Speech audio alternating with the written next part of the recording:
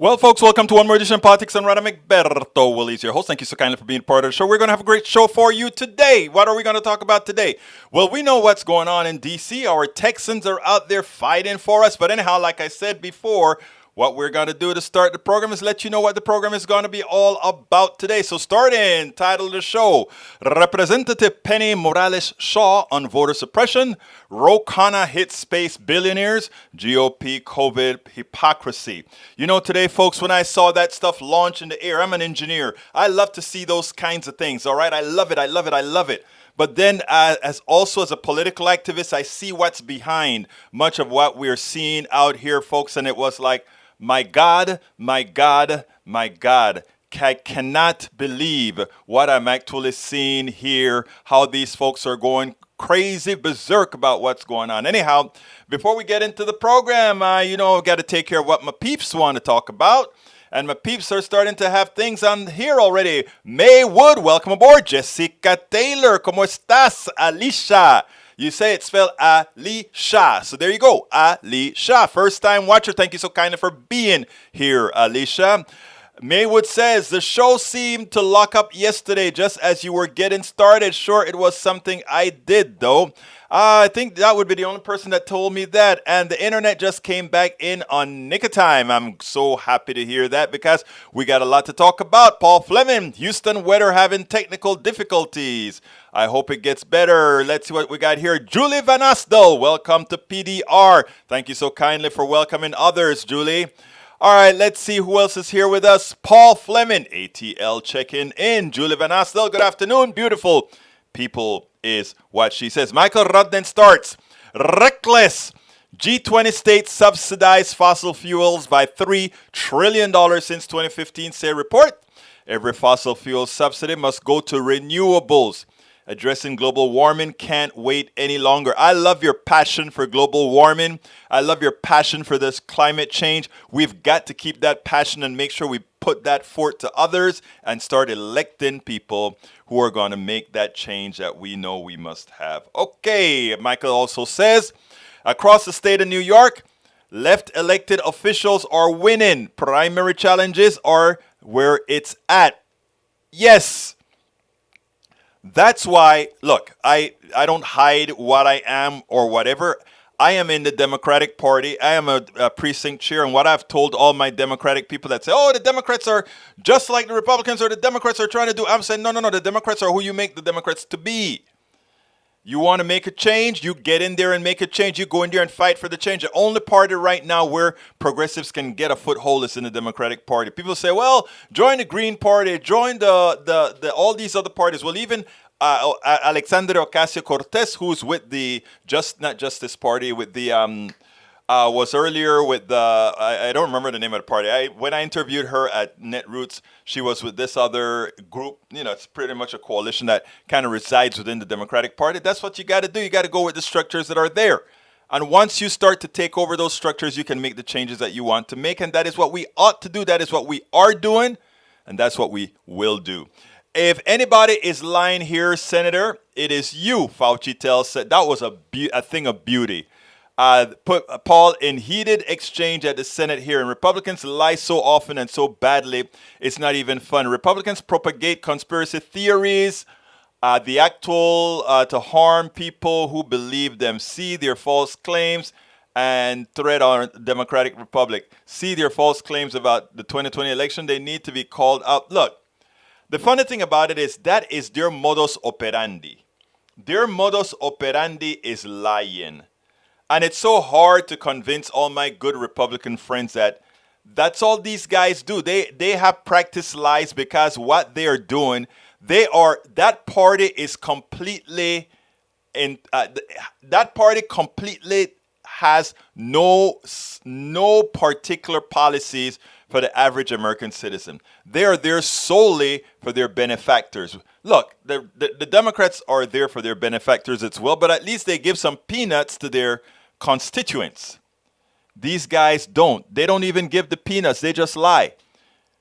They give they give the rich folk and then they lie to the constituents. That's what it's all about. Okay, Michael Rodden, Napa man with white privilege card and accomplished charged with plotting to blow up Democratic headquarters 2 days. Yeah, I saw that 3 days ago actually.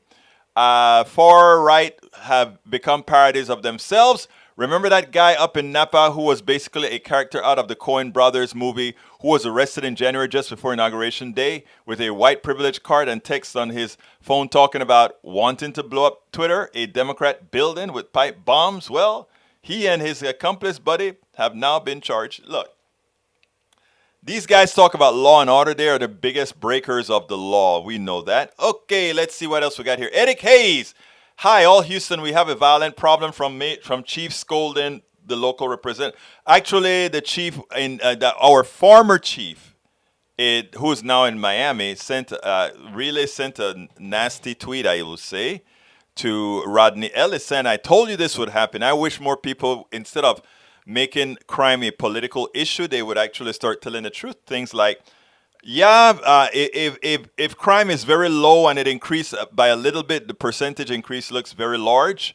Look, we don't want crime. We want to fight crime. We want to mitigate crime, but we also we don't want to use an increase in crime for other mitigating factors to cause us to create silly policies." And it is childish to create silly policies. And sometimes our law enforcement people themselves, and I know the chief quite well, thank you very much, interviewed him at KPFT.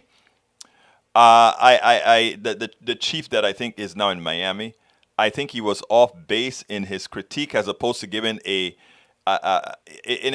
effect, trying to tell what's the problem.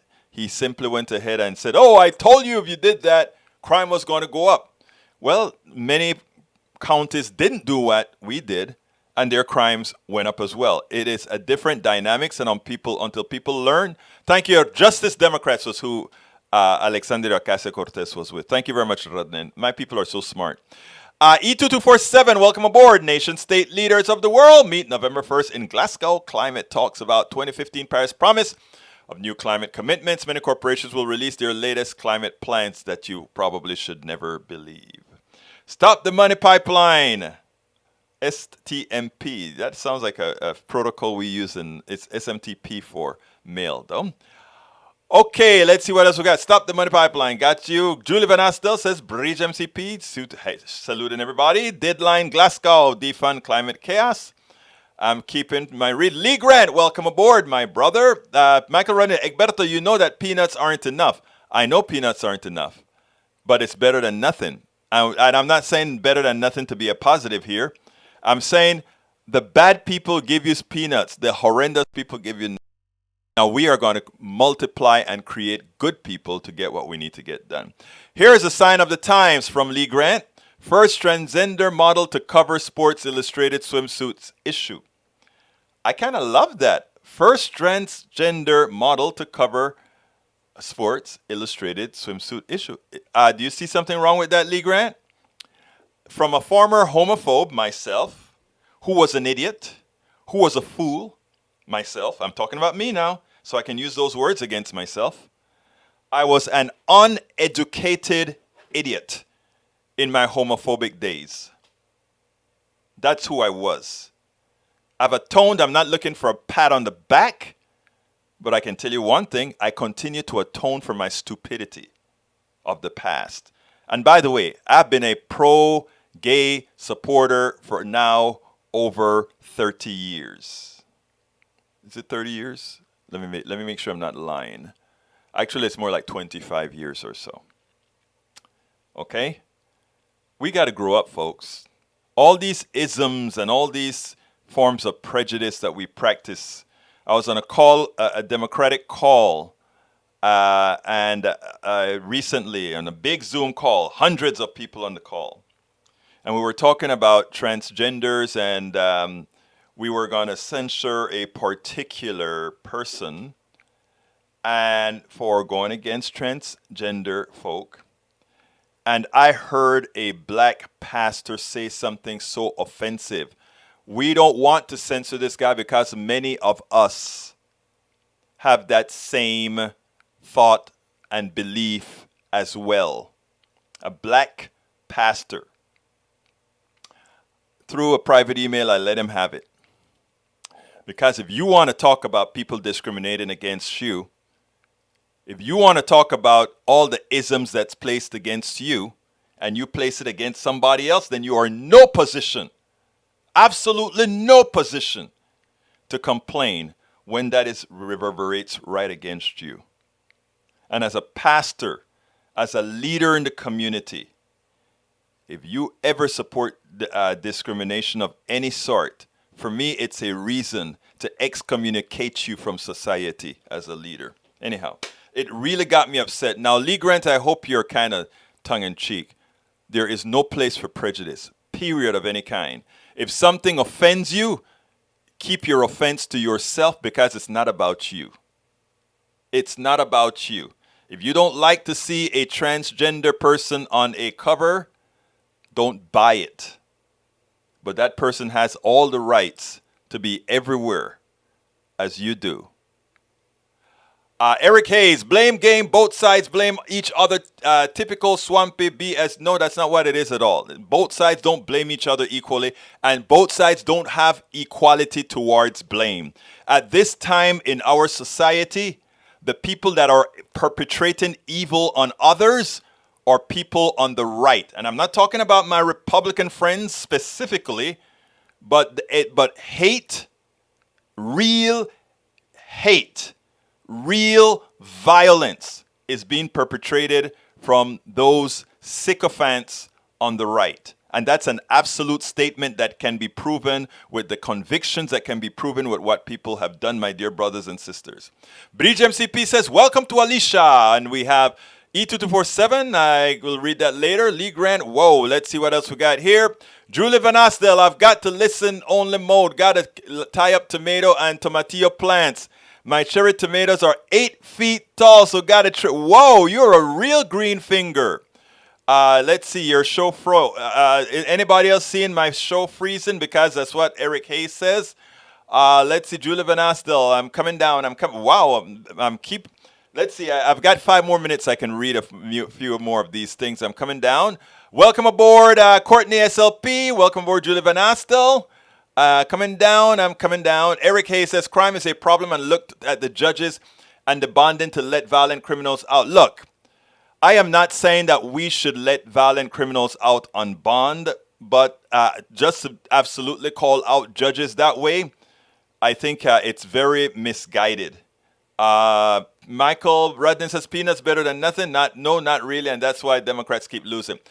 Understand what I'm saying, Rudnin. Please, I'm not the typical person just saying take what you can get. I'm saying take it, not take what you can get.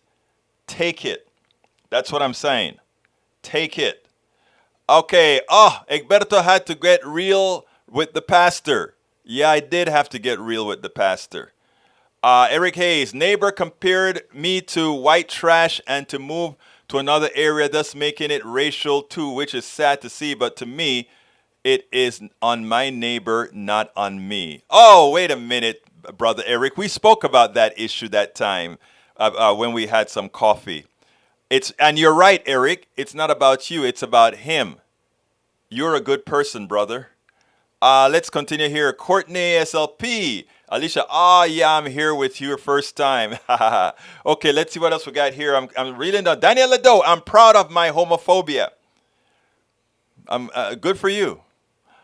Let's see what else we got here. Love you guys from Van Asdal. Okay, okay, great, I'm done. All right, let me go ahead and play the interview that we have with Penny Morales Hayes, Representative Penny Morales Hayes. And then, what am I saying? Anyway, we'll go ahead and finish that thereafter. Welcome to one more edition of Politics Done Right. As you know, we have several of our Texas legislators in Washington, D.C. right now. That can only be considered our local heroes. I want to first of all introduce you to the one and only Penny Shaw. Penny, how are you doing today? We are maintaining. I'm doing good, and I'm happy to be here with you today on the show. Representative Penny Shaw is represents District 148 in the Houston area, right? Correct. Yes. Now, Houston, North Side, and a part of Spring Branch. and a part of Spring Branch. Now, let me first ask you, how painful is it to be doing what you're having to do right now? Well, I can first say, let me just start that out with saying the sacrifices that any sacrifices that we're making pales in comparison to the potential sacrifices that voters and election workers will have to make if this bill were to pass. Oh, But I will speak to your question though. Um, there was a member here who was supposed to get married last week. She had a wedding that was canceled. We have members who have birthdays and they have to have them here in isolation from their families. We have people who are parenting via Zoom. It's especially hard for parents with small kids, and there are many members who have small children and they are having to be away from them for an extended period of time. And because of COVID precautions. They can't necessarily be here with them. Even otherwise, they probably could travel here, but they're not able to. And hopefully, a lot of the people that are listening or watching got to see the MSNBC national coverage last night on the Last Word show. Because several members talked about their hardships and well, just being away from our home amenities. We don't have cars. We're living in our workplace. We're living in a public place essentially. Obviously, our risks are heightened here because we're sharing elevators and hallways, and it's a big hotel and it's a busy hotel. And we have to take public transportation if we need to get some kind of amenity. Those are some of the things I can think of. Obviously, a lot of our businesses, a lot of us own businesses, and so our businesses are on hold. They're idling right now because a lot of us can't work, do what we do professionally remotely, and others are trying to do their work remotely from their hotel rooms. So I hope that paints a little picture of what it's like here. I think that is one of the most important pictures because what I wanted to show, and the reason I didn't even go into the voter details of why you over there, I want the listeners to understand that this isn't a game. This has financial impacts on our Congress people or on our representatives who, as you said, have businesses, and your salary as a rep is minimal, $600, I think, a month or something like that. Correct. Sometimes a little less. Right. Sometimes a little less. So, what you all are doing in Washington, D.C. is not a gimmick, it is not a stunt. It is not trying to get attention because it has material impact on every single one of our or Democratic state legislators that are in DC. Now that we've got that out of the way, I want our audience to realize that do not buy into the narrative that somehow this is a gimmick for attention. This is real. Now, please, Representative, please tell me exactly now, what is it that you're fighting for? The freedom to vote. That's what we're fighting for, not only for Texans, but across America. There have been a slew of legislation filed in at least 46 states to restrict voter access and to do have many impacts on voting that are essentially chilling effects to voters. And we can talk about those more elaborately. But specifically in Texas, our bill, and by the way, in 17 of those states, at least 17 of those states, the bills have already passed. So Texas would have been the next to pass such legislation had we not left the state to break quorum, which essentially then does not allow the House to vote on the bill that's before us. Now, let me go back a little bit. In the regular session, which is January to May, this same voter restriction bill came up. Well, not this same one because it even had more restriction, but because we broke quorum then, they took out some of the things that were restricted. But this one is still very harmful, and we're still opposed to it. This bill is called HB3. You may have heard of it before as HB6. That's what it was in regular session. In that bill, it had all of the same provisions that we see now, but it also had banning voting sold to the polls on Sunday. And it also had a provision that would basically allow elections to be overturned without a finding of fraud, just allegations. So once we broke quorum on May 31st, and therefore that bill died, Though that came out in the media and it was an embarrassment, that one, those two got a lot of attention. And so they said those were mistakes. We didn't need to have them in there. And those were pulled out. Nonetheless, the governor, this is his priority. This is the GOP priority bill. And so they called a special session to bring us back. And mind you, special sessions cost taxpayer dollars a lot of money and are meant for extraordinary matters, just emergency extraordinary matters that need to be addressed to call the legislature back into a special session. Well, in the governor's mind, this is one of those things. Um, COVID wasn't. Uh, the winter freeze and giving people relief wasn't, and many other things weren't. But this is, and so he's called a special session to bring us back to really. This is the priority bill that they want to pass.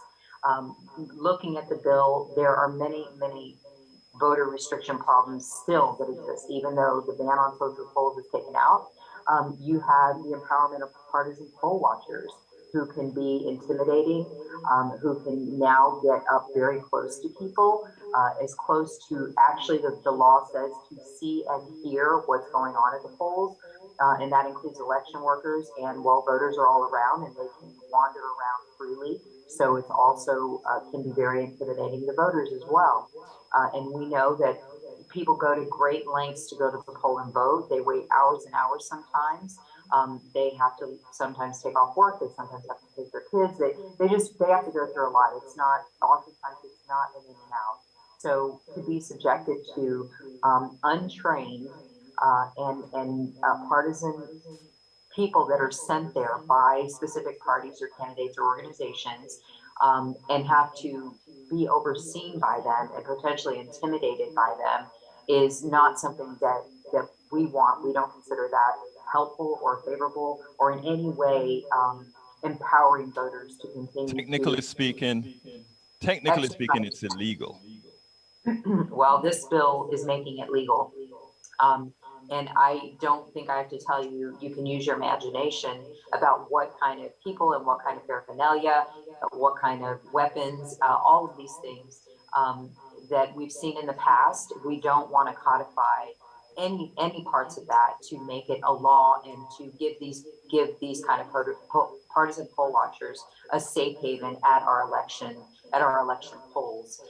It creates criminal pitfalls throughout the bill, so that innocent people who think they're just helping somebody vote could suddenly be involved in a criminal act, or if an election worker gives somebody I I think that one is very important, Representative, because there's a part that I think if you're helping auntie or helping grandma, you have to fill out some sort of an affidavit that says that says whether you helped or not, or whether you assisted or not. And if you turned out to answer that in a way that they can interpret it some other different way, you can get thrown in jail for that.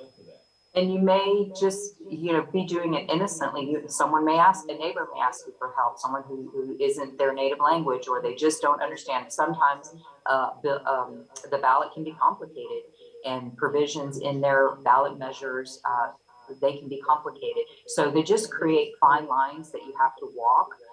And that creates pitfalls for people who are, everybody's not a lawyer, everybody isn't, and even lawyers aren't going to know this unless they go study the bill. And the bill is nuanced. It's probably 50 pages long. It's not a simple bill. And so essentially, without getting into the nitty gritty nuanced details, it creates a chilling effect to people who want to help, to people who want to go vote. Um, Election workers, that's another part. People, and you mentioned family members. I want to go back to that for a second, because it does still have, you can help family members vote, but they have narrowed that. And again, you have to be careful with exactly following the strict guidelines of the law. Basically, even if you are helping a family member, it's not just like, I'm going to help my tia, or I'm going to help my abuelita, or my aunt, or my uncle, or my grandparents, or my parents. It's just not like a simple thing. It's in the code and it has to be followed. And election workers, they are often retired people who just want to make sure that democracy is upheld, and they want to make sure our elections are safe and honest.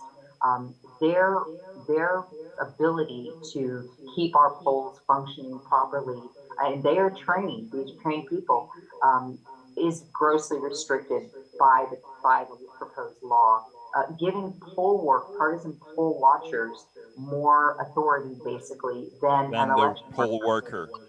Right, and It giving them more protection and more autonomy, basically. Oops, getting a call. Let me decline. Okay.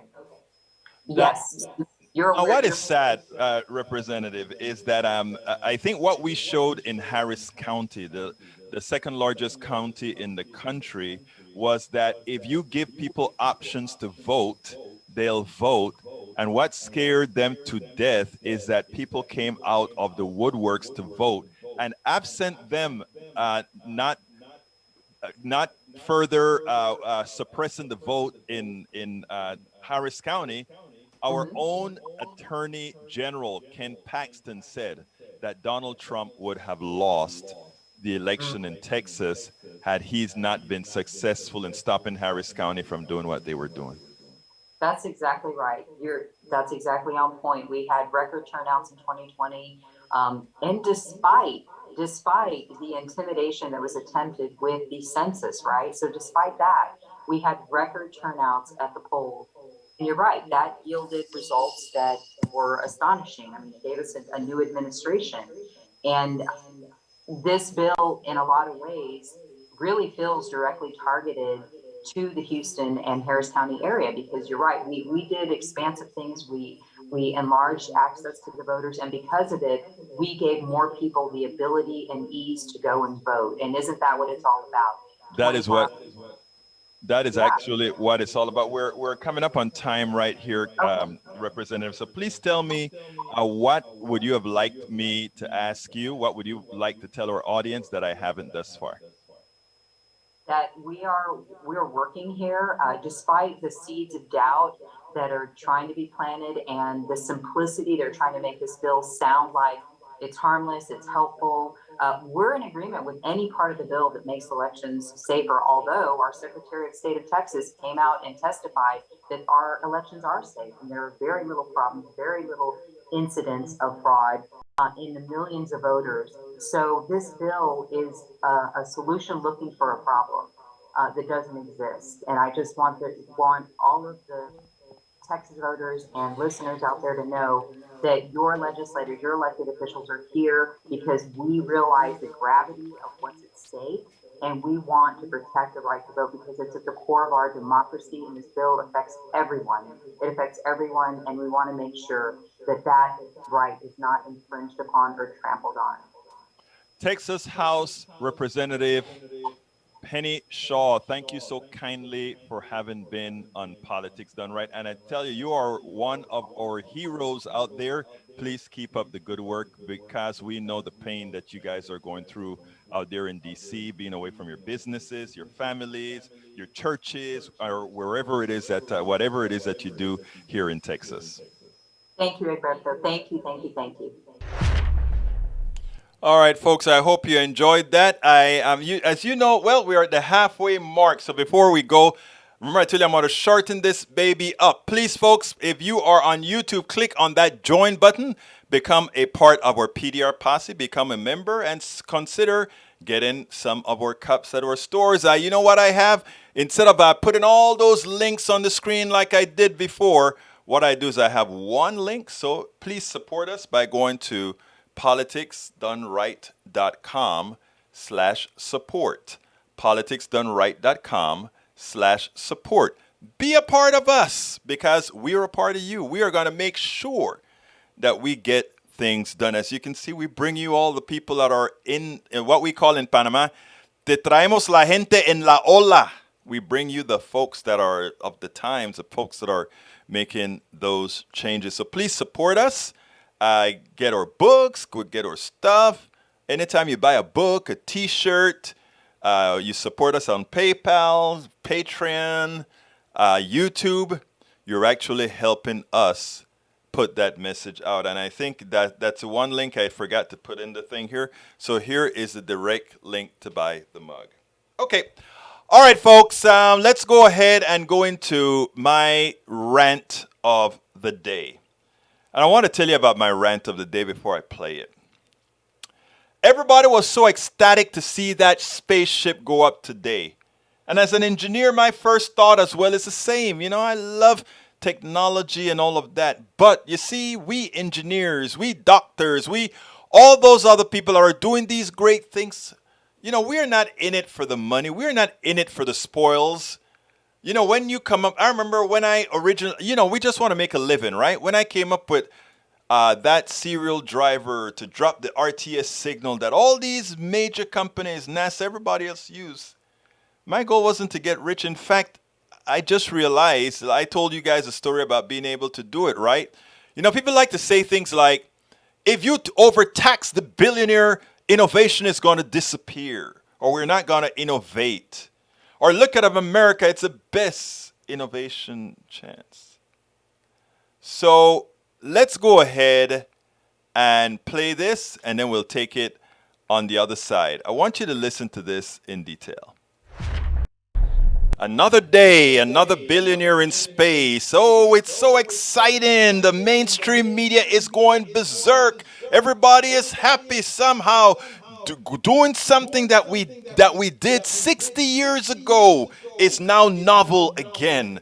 Well, we did it a bit differently, but the technology, the theories, the science theories all remain the same. And we've done nothing new. We didn't go to the moon. We didn't go to the space station, the heights that the space station has reached, or anything of that nature. What we're good at is marketing. Something great has happened here. Really. What really has changed between what Bezos and Sir Richard Branson has done? What has changed? Please tell me, other than somehow some billionaires making money off of the brains that we, the people, created when we did all that we did with NASA. Well, you know what? It was great to see a congressperson, a Rokana, who got it. He saw it. He realized the fraud. Let's go ahead and take a look at it, and then we'll take it on the other side. I don't want to be a pooper. I really don't. It's novel. It's great to see somebody go up into space. But all the things that go behind it, all the excitement, the exhilaration, all of these things. Is it really? Check this out, and then we'll take it on the other side. I want to bring in somebody who has a bit of a different perspective on all this. Democratic Congressman Ro Khanna, member of the House NASA caucus. Congressman, good morning. Thank you for being with us. Your initial thoughts on what we've seen go down over the last 90 minutes here. Well, I don't think I've heard of a bigger oxymoron than talking about billionaires going up into space and then using the word democratizing. Here are the facts. Amazon has refused to pay any tax in 2017 or 2018. Jeff Bezos didn't pay tax 2 of those years. And now they're spending millions of dollars that could have been taxed using that to go up into space. But Hallie, there's a deeper problem, and that is that these tech leaders view the social good as equated to technological progress and market value. They're missing key principles such as justice, such as liberty, such as equality, such as compassion. And the reality is that they have an unexamined view of what constitutes a good society, and sometimes an arrogant view. You, in a way, preemptively responded to some of that. When he was doing a bunch of network interviews over the last 24 hours, here's what he said. And of course, people said, look, we have so many problems here on Earth, and they're right. And we need to do both. And we've always done both. We need to focus on the here and now, and we need to look to the future. Is there not, Congressman, some degree of scientific value, some degree of overall benefit coming out of these missions? Yes, of course. But who's Jeff Bezos to decide? Why does he get to decide what the right balance is between taking care of homeless individuals, between helping people with STEM education, between making science and astronauts more inclusive, and having private missions into space? I mean, what's offensive is that he thinks that a few people like him get to make these societal decisions. No, we live in a democracy. Democracies get to decide the balance. Let me share with you a bit of the libertarian perspective here from Reason Magazine. An op-ed responds pretty directly to the criticism that you're making, writing, the irony is that NASA takes our money to finance a space program that no ordinary citizen could ever hope to access. Yet when Branson, Musk, and Bezos spend their own wealth with the explicit goal of one day selling ever cheaper tickets to all comers, that is when congressmen get grumpy. I'm not saying you are the grumpy congressman they're talking about, but they're clearly alluding to the type of pushback that you've been putting up here. What say you? Last I heard, it cost $28 million. I don't see how that's democratizing access to space. If they want to argue that NASA should try to open up space flights to the American people, let's have that conversation, and we can try to democratize access to the space program in a responsible way. My problem is, why do Bezos and a few of his friends get to make these decisions, and why money that should have been used to pay taxes? That's offensive. Absolutely offensive. You know, after I saw the launch, I really got upset. I was sitting down there, I was talking to my wife and saying, I can't believe the hoopla they're making out of this stuff. It's so we're so gullible, you know. And here's what I said. I said, pooper alert. As the media launch, this is what I wrote a Twitter chain, and this is what I said. Pooper alert, as the media teaches us how to hyperventilate with excitement over something we did 60 years ago with taxpayer dollars, I cannot help but get upset with our programmed gullibility. Note that Blue Origin and Virgin Galactic were privy to the technology we all developed. All enhancements to our composite knowledge that should be in the public domain are now the property of these private companies to be used at their will and for the profit of the few millionaires and billionaires. Let us be clear. Virgin Galactic reached around 53 miles up there, and Blue Origin reached around 65 miles. The space station that has been flying for decades with public dollars is orbiting the Earth at 240 miles or so. Neither company has yet reached the real space goal, but is receiving an inordinate amount of free advertising. There is one good thing out of this moment. A wrong has been righted. After doing the work, Wally Funk found out NASA was not sending women to space. At 83, she got her opportunity to at least cross the Kármán line into space. So of all this hoopla that goes on, the only good thing that I see out of this is that somebody that was denied access to space because of her gender was able to go up there and prove that, yes, I did it after all because I was one of the first and denied. But as far as technological advancements, all of this could have been done under the domain of NASA, where we, the people, would have maintained all of the technology that we originally developed in the first place. But now what we're doing is, they talk about democratizing space. No, they're making the ownership of travel to space belong to El Señor Bezos, Richard Branson, and those other private companies who will hold the technological rights to these things that are built on the technology we, all the people, created. You know, Stephanie Rule, I love Stephanie Rule. I love what she stands for. I love the way she does her news, etc., because she's usually honest. But even she got caught up into the hoopla where she said, this is a proof of American exceptionalism. I said, absolutely not. How could this be the proof of American exceptionalism? This isn't something that we the people are doing. This is something that Jeff Bezos and others are doing to make a buck, not to make America better. They're only doing this to make a buck. When we talk about real space travel, we're supposed to be talking about the integral America. So this is what I tweeted to her. Stephanie Rule, love your great reporting and vibrancy, but Blue Origin's achievement of the already achieved is not American exceptionalism. It is gullibility. If billionaires paid their taxes, NASA would do this work where the intellectual property is all ours, as opposed to us building the foundation, and then after we take the risk out of building the foundation, we get parasites that come and build something as if it's new. The other part of the parasitic industry saying, hey, look at the great things they've done. You know what, guys? They hadn't even made it into orbit. We have a space station technology, which I also worked on. I worked on some of the software on space station. But we have technology out there right now, old technology that is orbiting the Earth thousands of times since it was placed up there. And we get a couple of guys who barely touch space, and they get all the attention for being billionaires and doing something with the technology we created, and they're going to keep all the enhancements for themselves and charge a few more dollars to millionaires to get some flights. And you know what? Ultimately, we do what we always do. We cheer billionaires who use us to raise their or make their billions and then tell us, if you want to use what you've created, you got to pay us who've created nothing to do it. All right. I mean, I want to, we've been indoctrinated from the beginning, from our inception into birth in the country, right?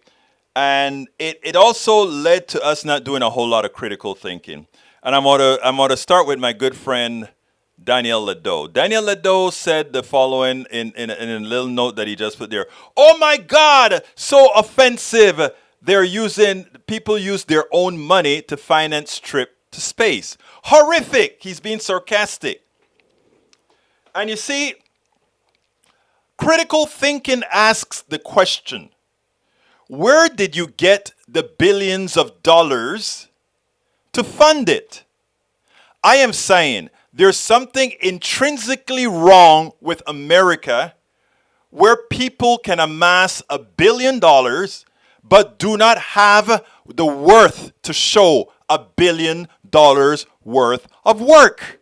You know why? It's impossible for one human being to create that kind of worth relative to what others within the same society have been able to achieve. Let's put it in simple English. How did Jeff Bezos get his billions? Jeff Bezos got his billions by creating Amazon. A lot of people work for Amazon. A lot of people created the technology that Amazon uses.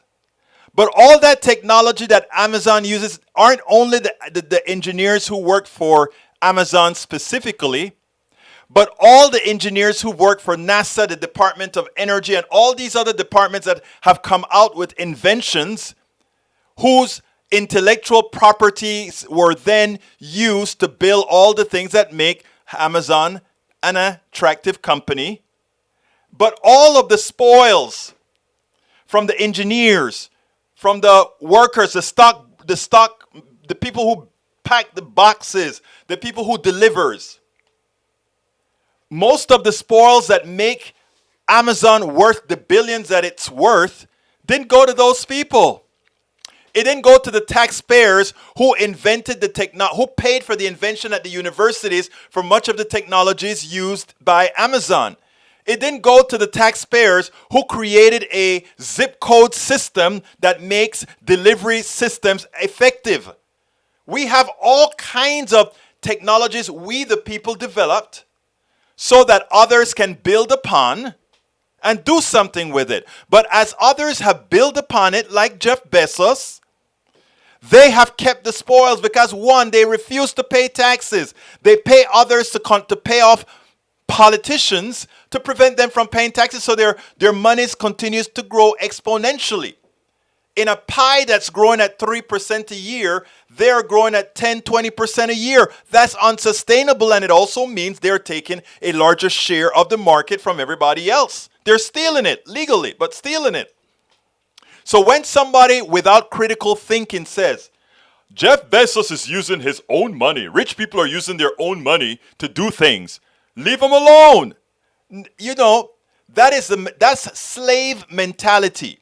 I've always spoken about how did black people last in slavery so long? And then I realized it's not that black people or all the other people that at any given time were slaves. It's that we've just learned a new way of slavery. Whereas in the past, we could codify and see black people as slaves, and poor white people would do what they needed to do because at least they weren't slaves. They thought they were in control. They thought they had something of worth, which was freedom, because them black folk didn't have it. But the capitalists, and by the way, capitalism is slavery, okay? That's how slavery came into being, all right? It's just a form of capital. As a black man, I was just somebody's capital, capitalism. That's why when the slaves in Maryland and all these places were freed, the American government paid reparations to the slave holders. They don't want to give the slaves any reparations. They don't want to give slaves to people who worked for free. They don't want to give them anything. But those slave owners who, after the Emancipation Proclamation was signed, they were paid for their capital, the capital that they lost. And who was the capital they lost? These human beings, these black human beings. You see, the reason why nobody wants to teach critical race theory, they don't want to teach any of this because folks are going to realize and it's not just critical race theory is not just for black folk, it's for white people, my brothers and sisters as well, because they're going to learn they were part of the con and they were conned. Everybody was conned.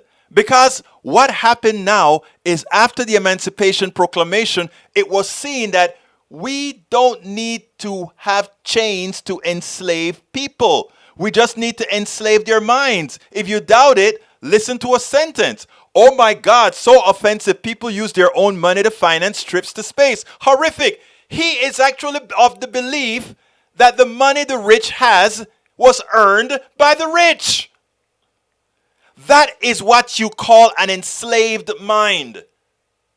And until we free ourselves, when we look at somebody that's worth $1 billion, you don't look at them and say, wow, how did they amass that? You look at it and say, from whom did they steal it? When you learn that that is the reality, you are free to start talking about policies that really helps everybody. But it first means all of us have to be first educated into a fashion to understand what is really happening. You see, they learned how to enslave without the chains. All right, let's see. Daniel, it's not their own money, especially when they haven't paid their tax. And not only that, it's what they haven't paid the people who did the work. That is what we have to remind people of. Okay, let's see what else we got here. I'm scrolling down. She predicted the blue wave. Who's that? Bitter. I think you're talking about Bitter.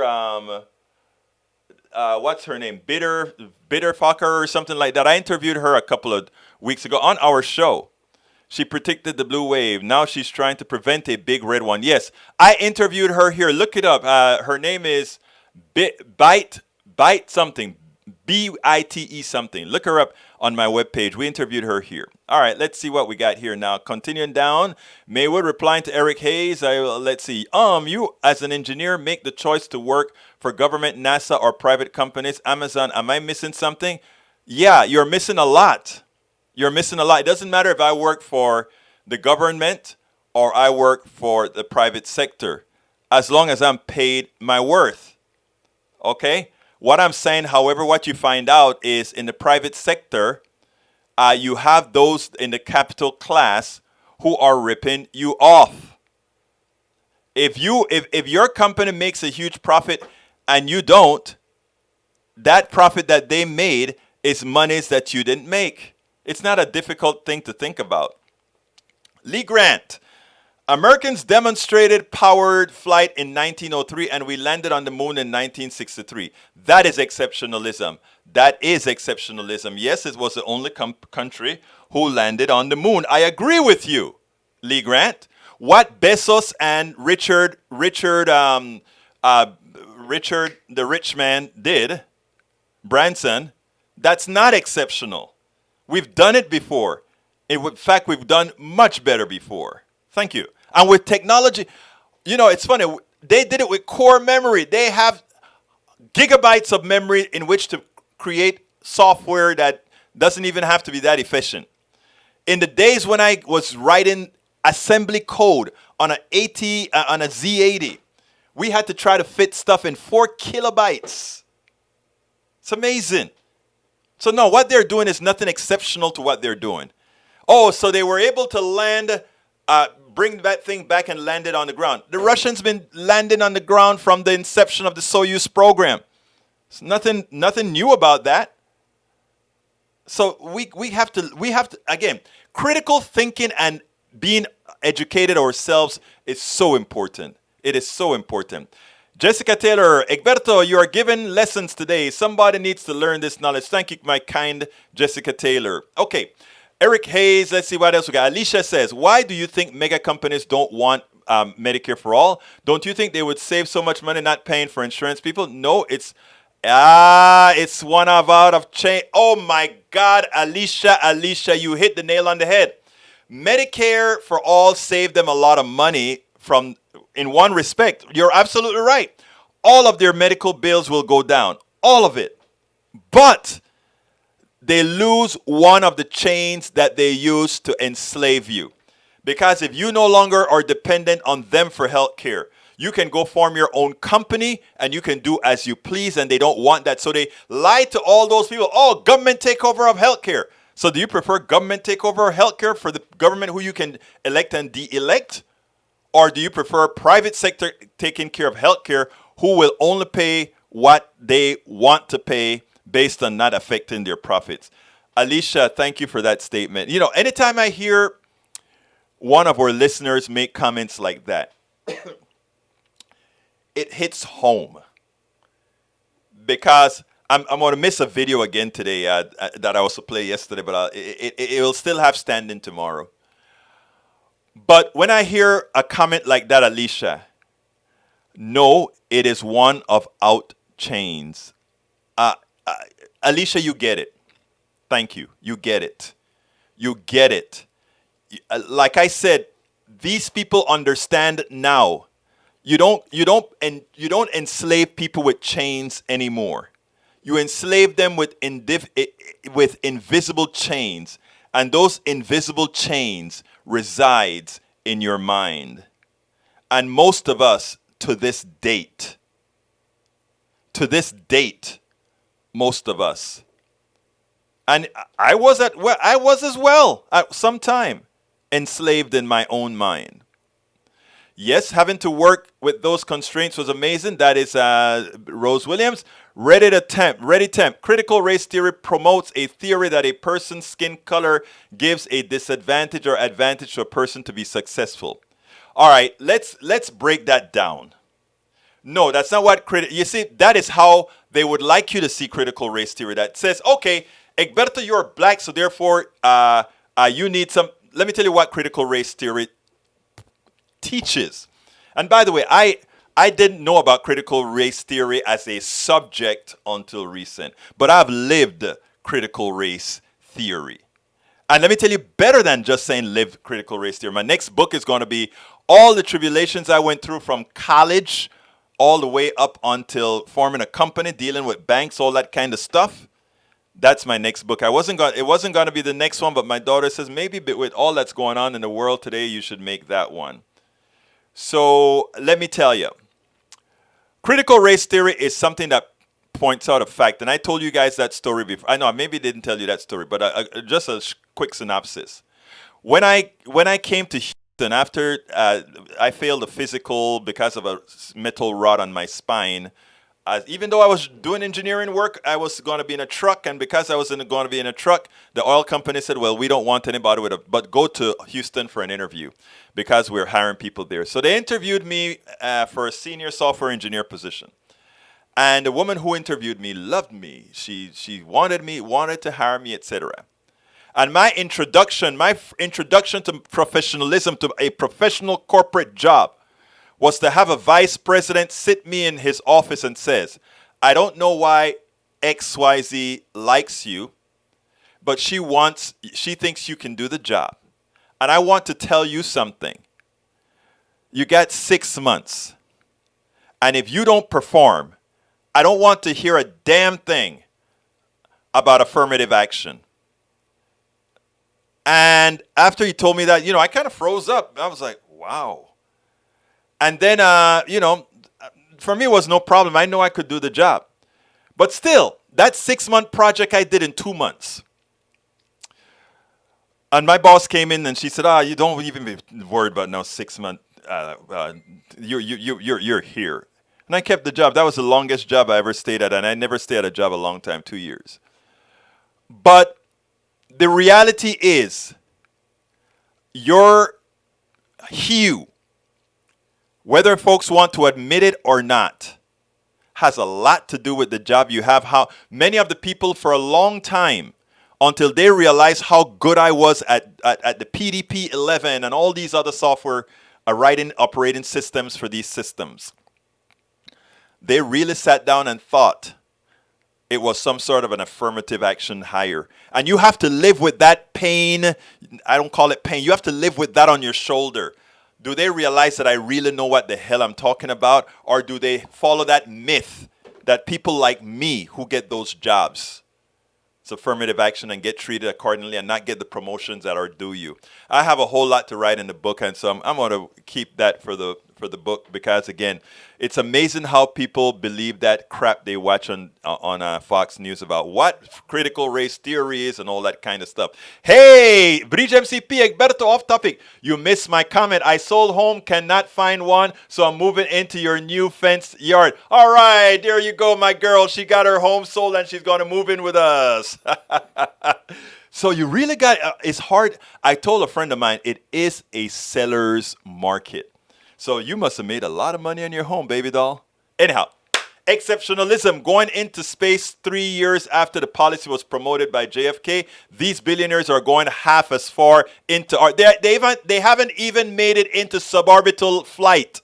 Not even They just jumped up very high and fell down. That law dropping down in space is because they were free falling. When you're free falling at the same rate that gravity is pulling you, that it gives you the implied feeling of floating, right? But in reality, they are falling to Earth within a canister, so they are implied to be weightless. They're not really weightless. That's not true weightlessness what they experience. Nobody going to tell you that. They're free falling, like you jump out of a plane, but you don't have the if you're making the arc of the Earth, you're falling down, and it gives the implication of weightlessness. It is only weightless. Well, that's another story that I would have to talk about some other time. Let's see if I can get to these right now. Alicia, let's see what else. Egberto, please move away from the chain thing in a corporate world, as not everyone wants to be their own biz. No, you missed the point. I'm not saying working for a corporation means you're a slave. I'm saying I'm going to have to talk about that tomorrow, because it's a long story. Alicia Egberto keeps the trolls around, tries to educate them all. Michael Run is stepping away. Catch you next time. Okay, brother. All right, let's see what else I've missed here. Sounds so familiar. Egberto, thank you for hosting today's visit. Thank you, guys. Let's see. Good show, my bro. Thank you. Do white guys as executives jump higher? No. Invite me to space. I will go. Anyhow, we got to close this baby down because we're out of time. Look, thank you so kindly for being here, my friends. We'll continue the discussion. You can ask me anything. Don't forget to sign up for our Ask Egberto Everything on Saturday. My name is Egberto Willies. This is Politics Done Right, and you know how I end this baby. I am what? Out! We spend a lot of time deconstructing the news, trying to parse it into a form that everybody can understand. We try to find those little nitpicks where it flies above the fray, etc. If you really like these videos that we do, I want to ask a big favor. Please go ahead, number one, subscribe to our channel, and number two, please join if you can. Thank you so kindly for watching. Keep watching. Please remember to share. We must populate the entire internet with our progressive message, a message that we know is what most Americans say that they want. So help us, please join.